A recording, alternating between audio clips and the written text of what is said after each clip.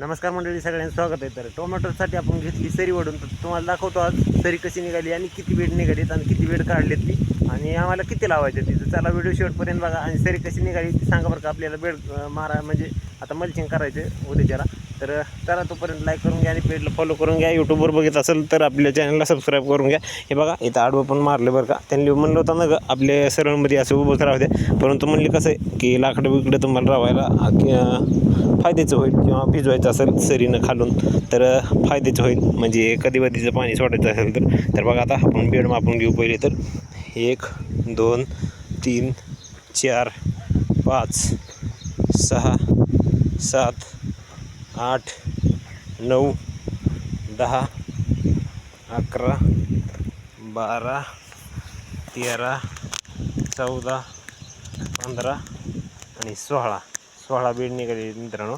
आणि तुम्हाला मी आता दाखवतो बघा बेड कसं झालं आहे ती वरी. हे बघा बेडची रुंदीचं म्हणलं का तुम्हाला इथं दाखवतो. ही बेड आता बघा खोलीला कसा पडला आहे, एकदम भारी बघू शकताय.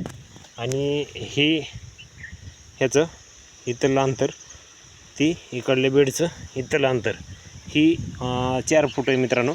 आणि काय झालं गडबडीमध्ये तुम्हाला ट्रॅक्टरचा व्हिडिओ काढायचा शक्य झाला नाही, तर त्याच्यामुळं राहून गेला. आणि आपलं हे सगळे 1 एकरला आपण आज बेड मारून घेतलं आहे. ह्यानंतर मंचिंग करायचं, बोळं पाडायचं, खूप सारे काम आहेत. परंतु मित्रांनो आपल्याला लावायचे म्हणता 3-4 हजार रोप टोमॅटोचं.